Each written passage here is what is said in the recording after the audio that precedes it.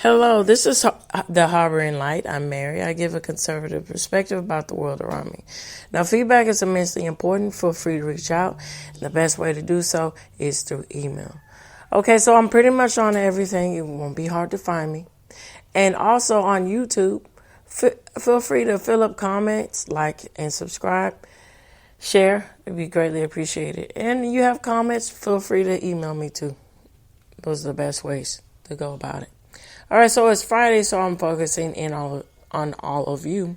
And as I mentioned last week, it's all about literature for this season here. And so for the new year here.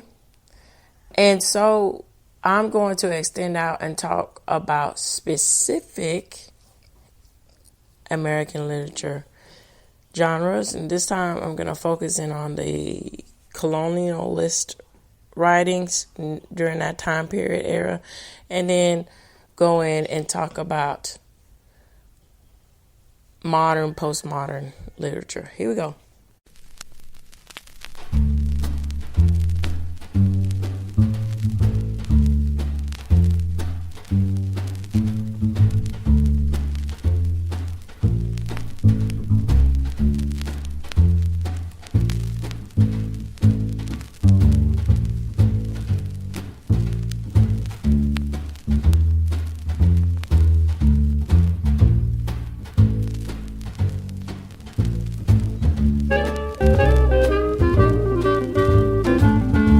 Okay, so I'm going to give some thoughts before I get into the facts of the matter. So these two time periods they are really reflections on the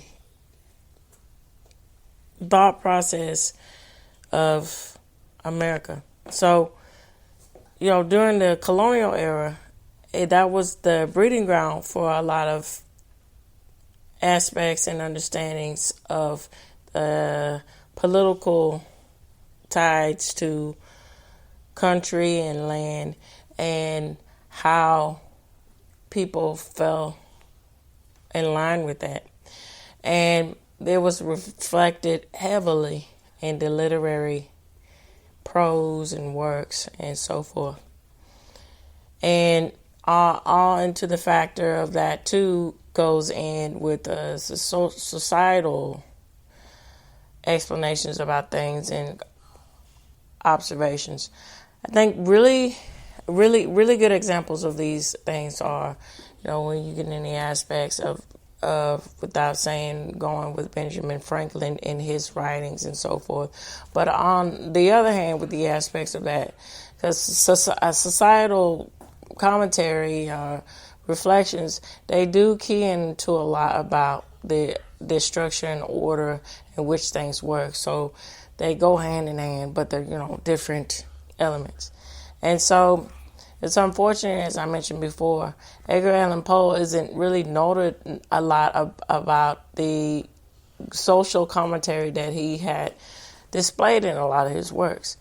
And they made a lot of indications about, the social structure, tier of that and everything. What, baby?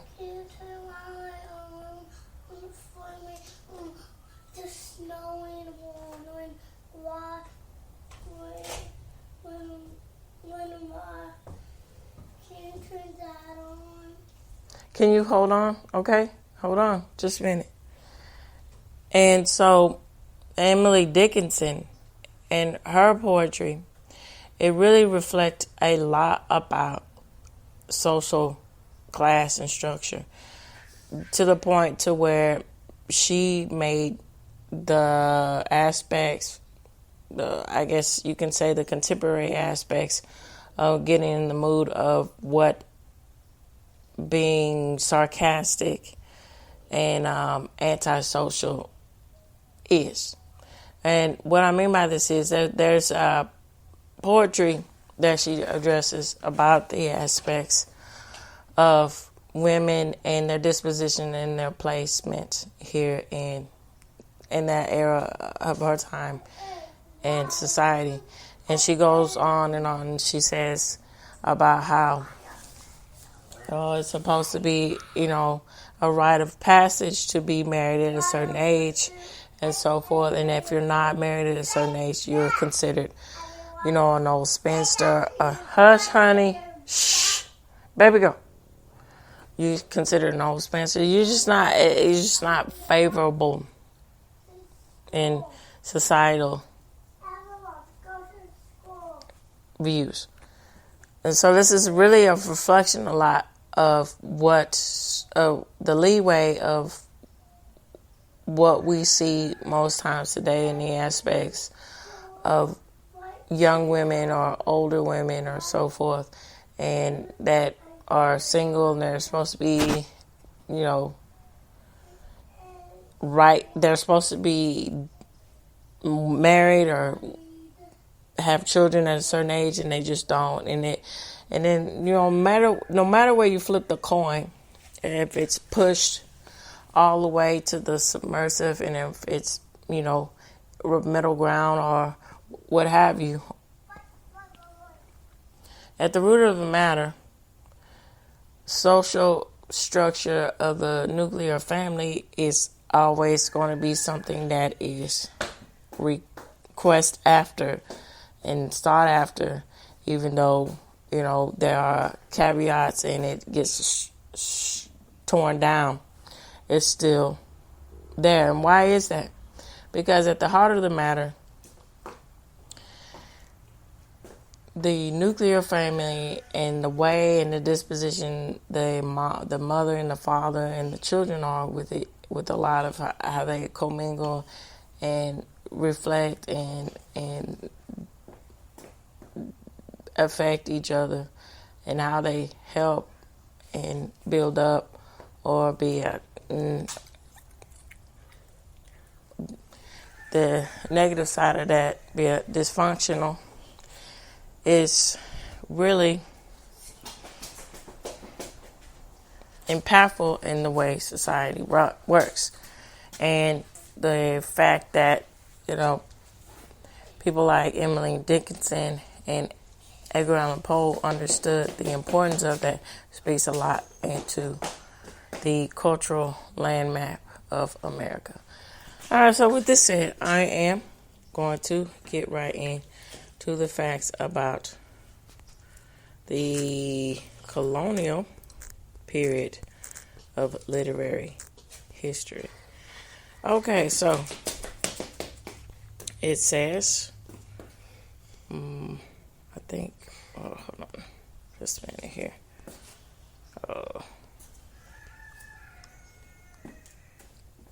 All right, so,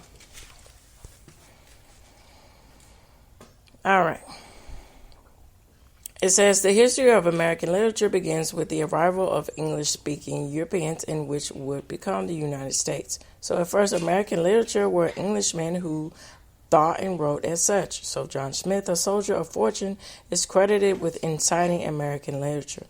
His chief books included A True Reflection of Virginia in 1608, as I mentioned last week, and The General History of Virginia and New England in the Summer Isles of 1624. Although these volumes often glorified their author, they were oddly, excuse me, not oddly, they were written to explain colonial opportunities for Englishmen, as a way, a marketing tool into, hey, y'all, look,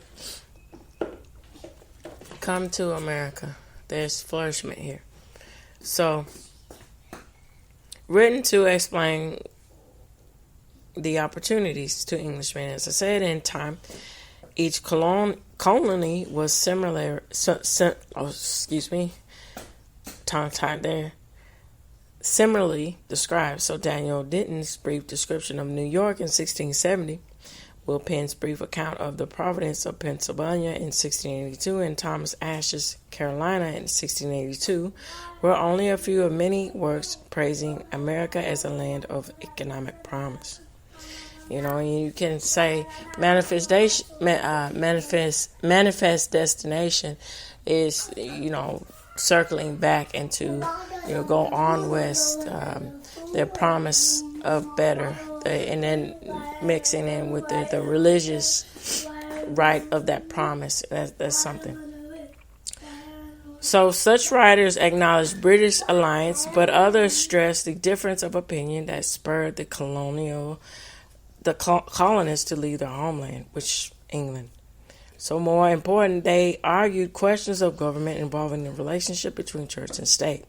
So the attitude that most authors attacked was jauntily set forward by Nathaniel Ward of Massachusetts Bay and the simple cobbler of the Acawam in America, which was written in 1647. So Ward assumingly defended the status quo and railed at colonialists who sponsored newfangled notions. So a variety of counter-arguments to such a conservative view were published. So John Winthrop's journal, written in 1630 and through 49, gave sympathy of the attempt of Massachusetts Bay Colony to form a theocracy, which is a state with God and its head and with its laws based upon the Bible. And so this, again, is something how the way in which history is, if you look at it, it can be very circular. So what do I mean by this? Now, this is something that how fashion is a really good example of this. So you know, let's say when I was coming up here, the 50s nostalgia, things like that, and then it circled to 70s and so forth, coming back in style and so forth. And so I was a preteen and early teen in the early 2000s. And then, before then, being a child in the 90s, it's reflecting now with our children and, teenagers and so forth, wearing styles that we wore. And then this is really reflecting in the cultural land map of ideas and ideologies.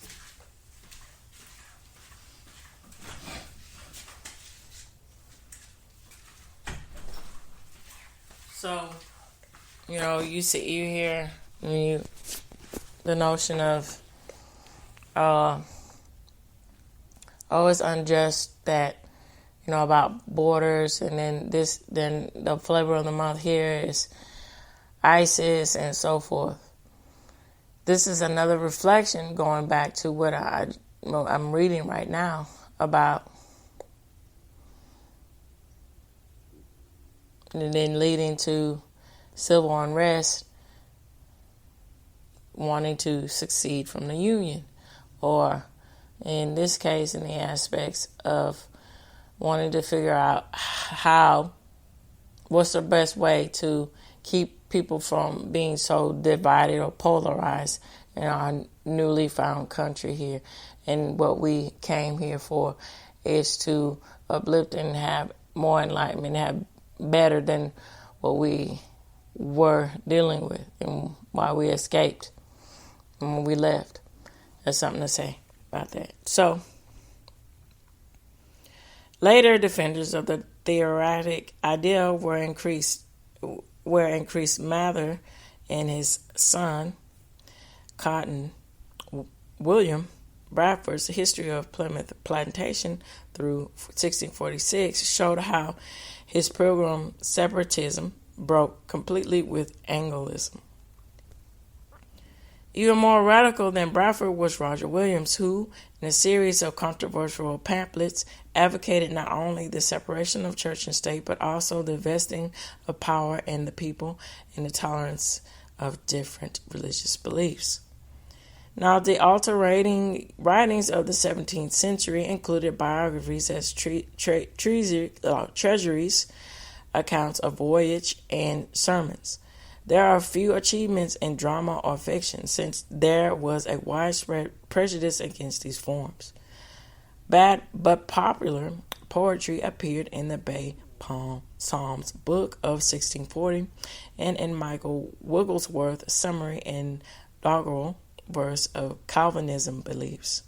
So the Day of the Doom, which was written in 1662. There was some poetry at last of a higher order. So Anne Bradstreet of Massachusetts wrote some literary work published in the 10th Muse Lady sprung up in America.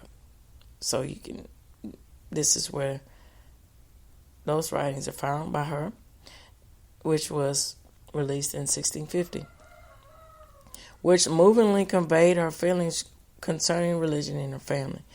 And so religion is another very interesting subject matter, how it can be circular too. Okay. So, this country was in itself, it led up to where, in God we trust on our money and so forth. And then, you get into the aspects of saying, oh, why don't we recognize all the different religions that we have in America? We need to stop being so cohesive that everybody believes in one God. And then it, gets dispersed into people being very sectionalized and saying, well, I don't feel hurt and so forth. And then getting a swing back again into being more conservative and saying, well, hold on, wait a minute. What's so wrong with having,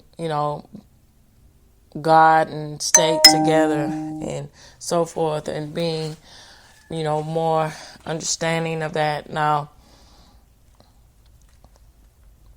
that's not widely spread or widely thought, but, the fact that it's slowly taking its course back around is really something, how circular patterns are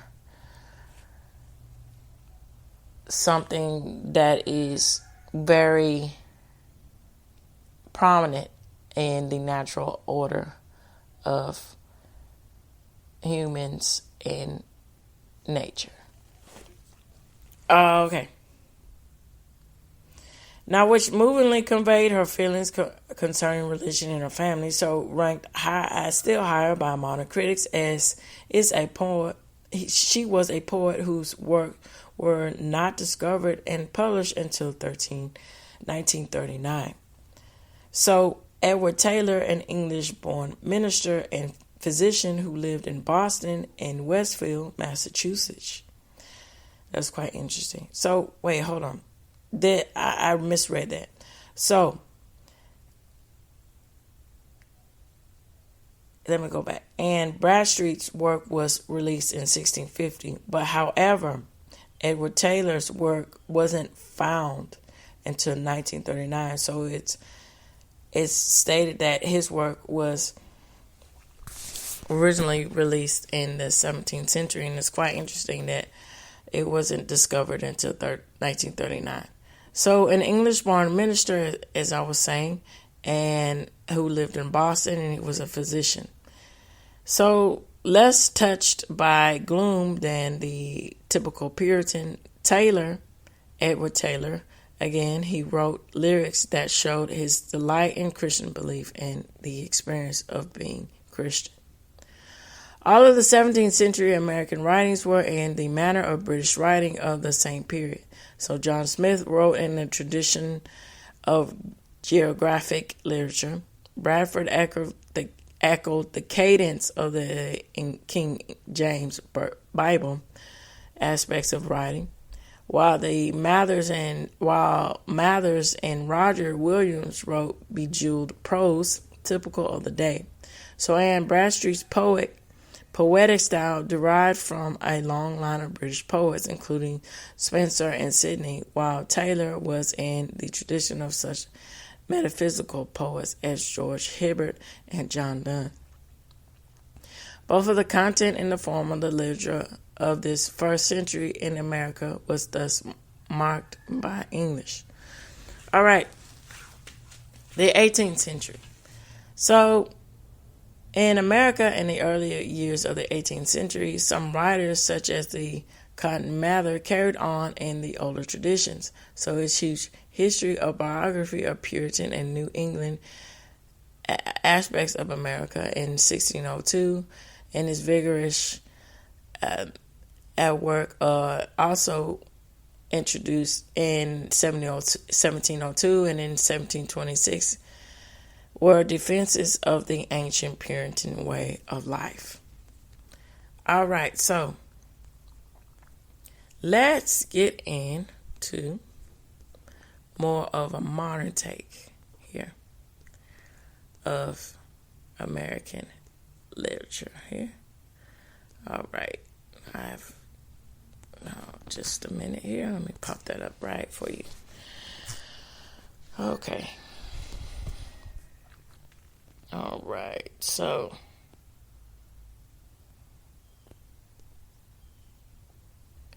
all right, here we go. The 20th century. So writings from 1914 to 1945. So 1914 is right around the time where we get these two markings here are the time of pre World War One, and then again with World War II. So during that period of time, the Great Wars. All right, so important movements, and then in this time, it's very reflecting on the spirit of the matter of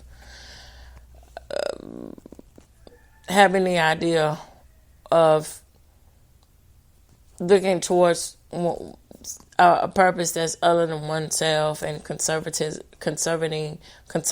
in the way of rationing and not being is more in tune to be more frugal and being very protective of your money. So many things. So let's see what's going on here in the ways of literature. So important moments in drama, poetry, fiction, and criticism took shape in the early years before, during, and after World War One. So the eventful period that followed the war left its imprint upon books of all kinds. Literary forms of the period were extraordinarily varied in drama, poetry, and fiction, which the leading authors tended towards radical technical experiments. So experiments in drama. Although drama had not been a major art form in the 19th century, no type of writing was more experimental than a new drama that arose in the rebellion against the glib commercial stage. So in the early years of the 20th century, Americans traveling in Europe encountered a flourishing theater returning home. Some of them became active in finding the little theater movement throughout the country. So freed from commercial limitations, playwrights experimented with dramatic forms and periods of production. So in the time, producers, actors, and dramatists appeared who had been trained in college classrooms and community playhouses. Some little theater groups became commercial producers. For example, the Washington Square Players, which was founded in 1915, which became the Theater Guild, first produced in 1919. That's when something to be raised and born in a time like this is when my grandmother was born. All right, the resulting drama was marked by a spirit of innovation and by a new seriousness and maturity. Eugene O'Neill, the most admired dramatist of the period, was the production or the forerunner of this movement. He worked with the Providence Players before his plays were commercially produced. His dramas were remarkable for their range. So here are some of them. Set Beyond the Horizon was first performed in 1920. And Christie in 1921, Desire Under the Elms in 1924, and The Iceman Cometh, which is widely known, to a certain company here in 1946, where naturalistic works were naturalistic works, while The Emperor Jones of 1920 and The Hairy Ape in 1922 made use of the expressionist techniques developed in the dramatic drama period of 1914 through 24. He also employed a stream of consciousness form of psychological monologues and Strange Interlude, which was released in 1928 and produced a work that combined myth, family drama, and psychological analysis in The Morning Becomes Electrica in 1931. So no other dramatist was as generally praised as O'Neill, but many others work plays that reflect the growth of a serious and varied drama, including Maxwell Anderson, whose first dramas have dated badly, and Robert E. Sherwood, a Broadway professional who wrote both comedy, Reunion in Vienna in 1931, and tragedy, There Still Shall Be No Night in 1940, which was a tragedy. So Mark Connolly wrote touching fantasy and fantasy and an African American folk biblically played was The Green Pasture in 1930. So like O'Neill, Elmer Rice made use of both expressionist techniques of adding machine in the adding machine in 1923 and the naturalism elements in Street Scene of 1929. All right, so the Children's Hour and getting on to Little Foxes in 1939 were radical theater experiments. So, new poetry here. I'll be right back.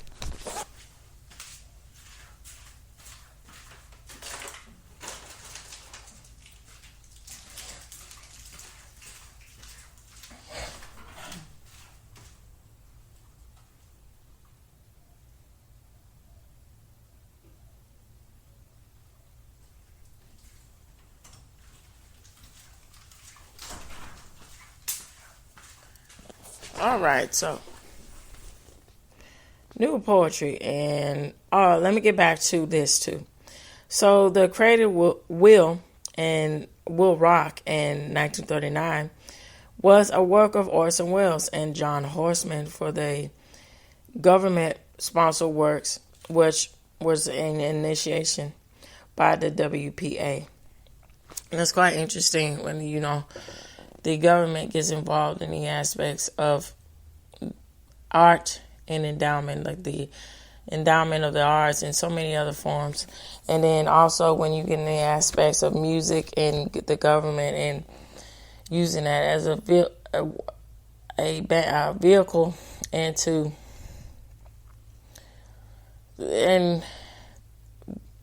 good to promote, on the good side to promote patriotism, on the bad side, propaganda in the aspects of things.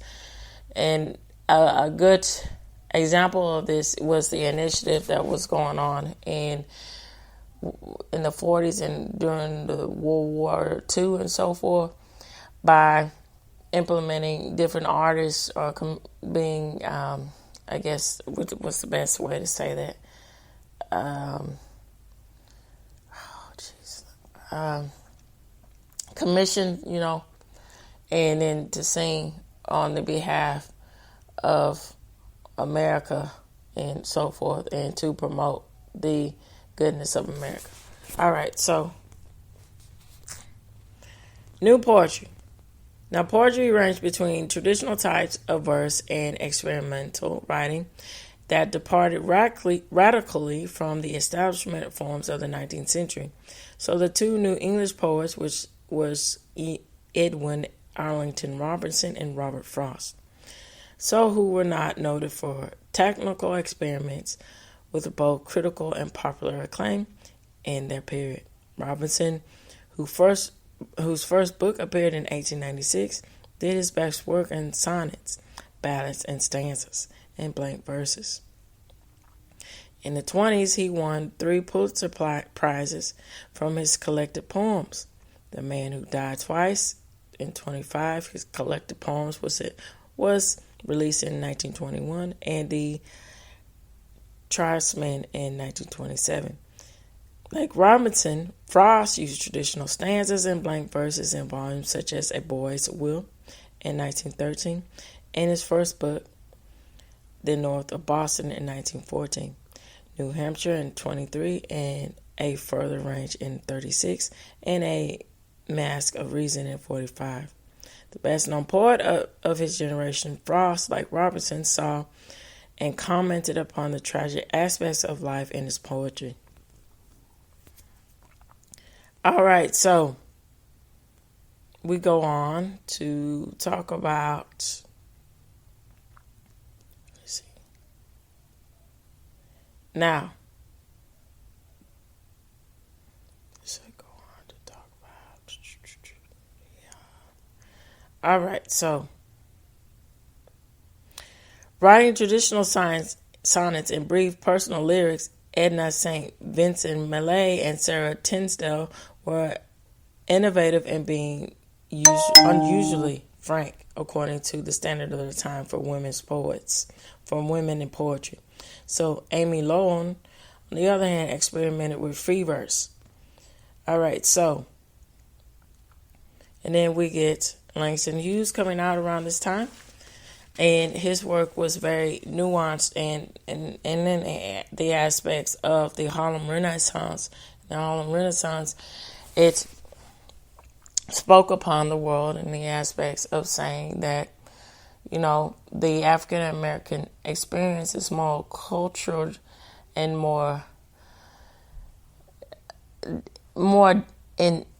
has more depth and breadth to it than to, what is expected, and that's quite interesting. All right, so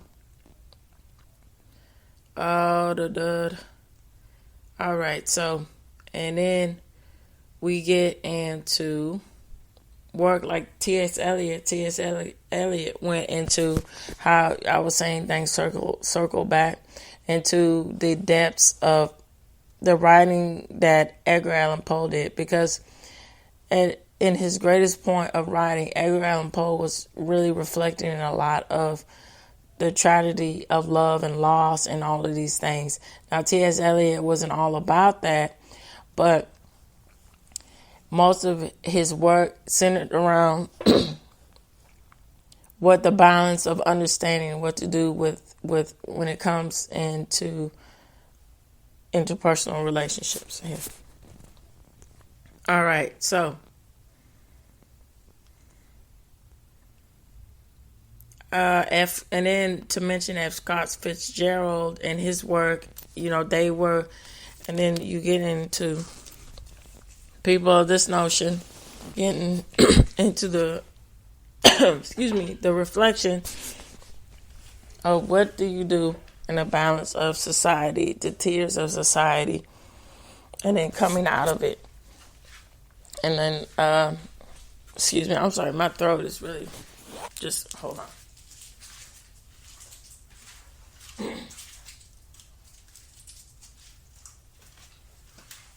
Now, F. Scott Fitzgerald is noted for The Great Gatsby, but a lot of his work, like East of Eden and other things, they are a reflection of the aspects of understanding yourself and your power.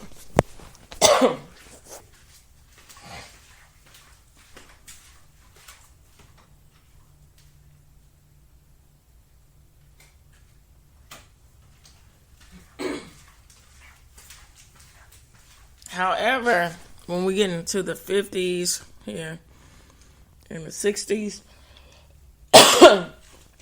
we get more artists or literary figures that talk about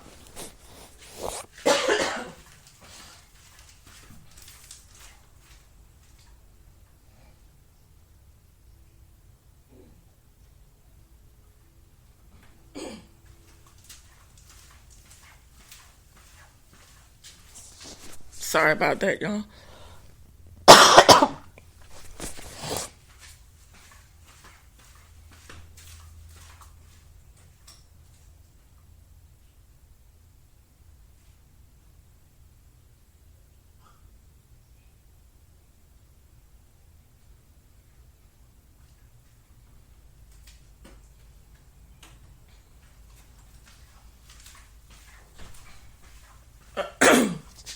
Okay. But yeah, geez. Frogs really jumping on my throat. All right, so in the 50s and the 60s here, we have a reflection of people talking about, the aspects. This is getting in a time when it's becoming more commercialized and more mainstream about the ideas of angst. And then you have Kerouac, you have the beatnik generation starting cultivating in the 50s, going on to the 60s here. And then you get all of these notions that go on throughout being cultivated in the aspects of the division of conventional thinking. And then you see this a lot too when translating all these things when you get into the 70s of how not being so politically enthralled, you get more of the disposition of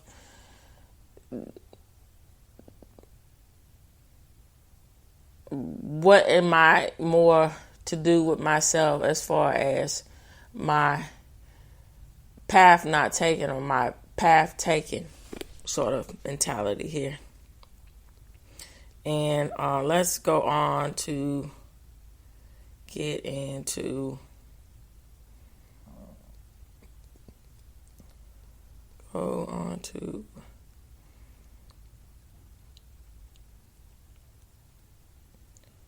the aspects of this. So, because most of these, and then again, you can read if you would like to, so forth. And I am going to go on and talk about the aspects and close in on this to really get a good sense of an impact and wrap everything up. Now, I think the most notable figure to address all of these different works that were coming out and throughout we get into the 70s, the 80s, the 90s, and so forth. For what he is, a lot of reflection is really, and that's why his work has been all over the map in cinema, and it's still being, films are still being made and so forth about his particular work. And who I'm talking about, and even a series is out now about his particular work, and who I'm reflecting on, if you can't guess, is Stephen King. Stephen King, the way he writes and the way he states things in his literary work is really tying the line between the moral compass of what is wrong and what is right. And even he himself, with being a very controversial figure, he, for instance, saying all these radical things without, having a censor, it poorly reflects the way that his stuff is finally written, fine-tuned and written. And it's, some say that he may not have written everything, but that goes to say with everything else. You can say that a lot with very popular novelists here. But to make a very long story short, the ideas of feminism, the ideas of work and social class, the ideas of work within work and social class, the poor, the rich, the idea of nature against man. You see all these things, these elements were well crafted in his work. And a really good example of this is in the aspects of the Dark Tower, It, and other things. And now, It in itself is very grotesque. I would say it's hard to stomach. You know, most of his stuff is hard to stomach, especially when you get in the aspects of The Stand, what goes on in that.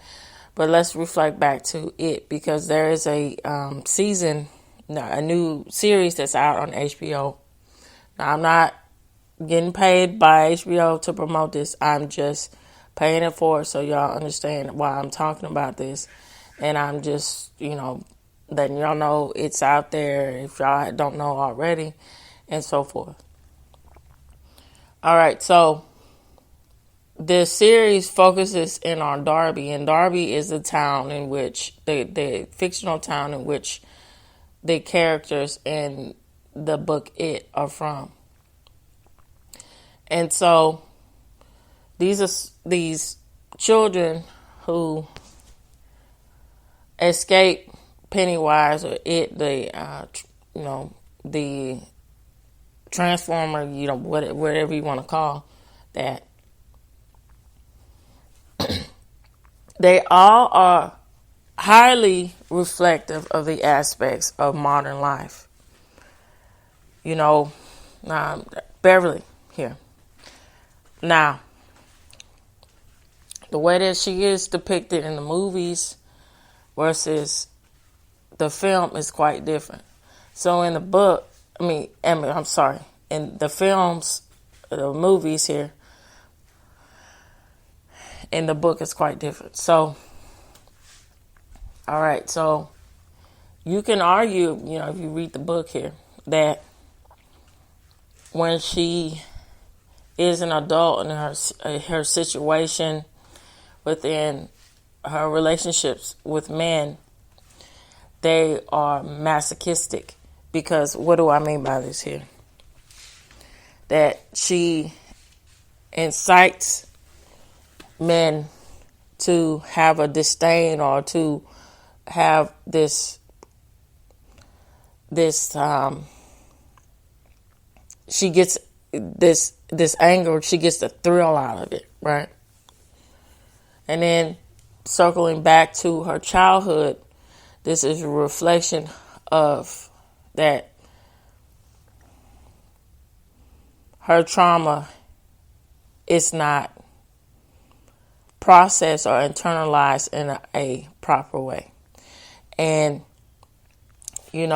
all the different sort of characters where you get there's one character where he was overweight and, as an adult, he's very fit and trim in that disposition.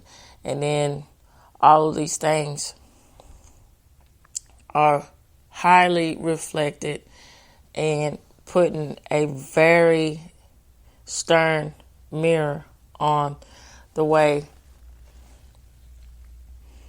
things go about in our social lives and how the aspects of fear and the unknown, and if that's not checked properly, what that can wreak havoc on you socially and psychologically.